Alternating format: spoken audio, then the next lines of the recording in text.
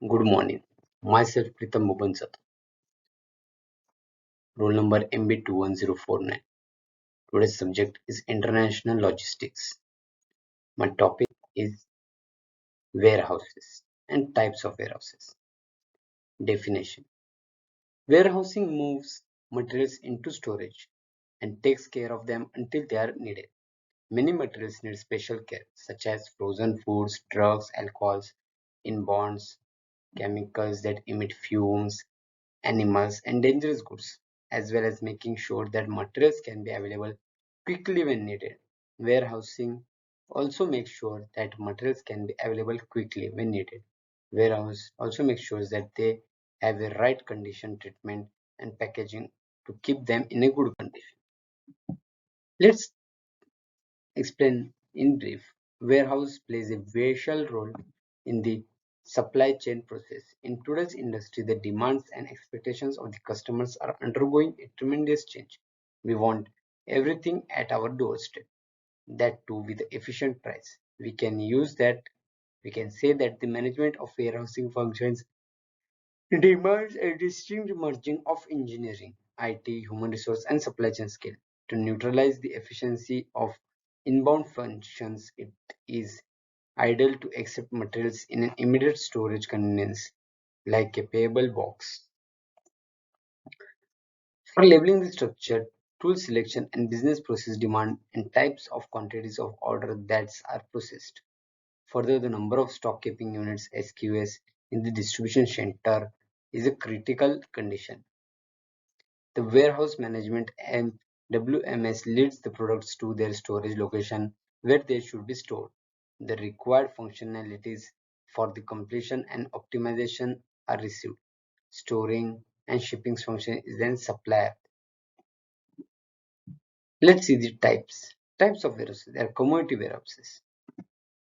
These warehouses limits their services to storing and handling certain commodities such as lumber, cotton, tobacco, grain, and other products that easily spoil. Bulk storage warehouse.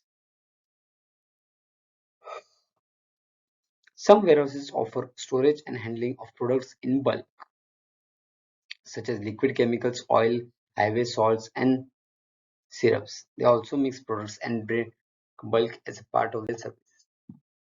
Temperature control warehouses. These are the warehouses that control the storage environment. Both temperatures and humidity may be regulated. Perishables such as fruits, vegetables, and frozen foods, as well as dome chemical and drugs require this type of storage. Household goods warehouses. Storage and handling of household items and furniture are the specialties of these warehouses. Although furniture manufacturers may use these warehouses, the major users are the household goods moving companies. General merchandise warehouses. The warehouses that the type handle a broad range of merchandise. The merchandise is the one not require the special facilities or the special handling in the not mini warehouses. These are the small warehouses having unit space from 20 to 200 square foot and are often grouped together in cluster. They are intended as extra space and few services are provided. Convenient locations to re-enter attractions, but security may be a problem. Smart warehouses. When we talk about the automations, these days warehouses are not left much behind. Smart warehouses use artificial intelligence in the storage and fulfillment process. Everything is automated starting from packing items to transporting to the end customer. Virtual warehousing. An extension of a concept of virtual inventory is a virtual warehouse, whereas virtual inventory satisfies customers' request from alternate inventories in a company logistics system. A virtual warehouse is one where not all items for sale are stocked in a company's warehouse. Rather, selected items are shipped directly to the customers from suppliers' inventory with no intention of a company stocking them.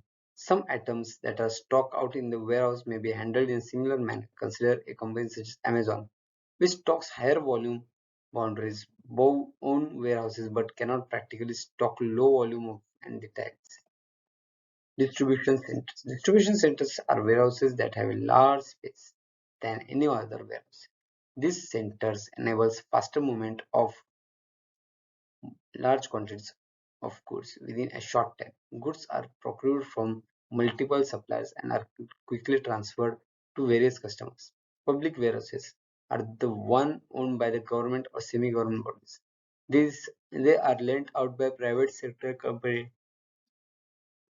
to stock up on goods upon paying a certain amount of rent. It's a great option if you are a small business or a e-commerce startup which is not in a position of to own a warehouse and need to store goods for a short time period. The storage facilities allow small business to deal with the overrated until they are ready to own a additional warehouse. Private warehouses, as the name suggests, private warehouses are privately owned by large retail corporations, wholesalers, manufacturing distributions. Large online marketplaces also have a privately owned warehouses to store the merchandise. Private warehousing, also known as a priority warehousing, is requires capital investment by the owner. Hence, it is the best for well-established companies. Although it warranties invest in the start, it turns out with a cost effectiveness in the long term. Let's see the advantages. Warehousing helps meeting urgent demand, helps keeping goods safe, paves way for other services, helps keep your food from going bad, saves a business a great deal of money. The customer also benefits. Disadvantage is it's expensive. Second, it's a location where it is placed, low flexibility, administrative problems, lack of space in public warehousing. Thank you.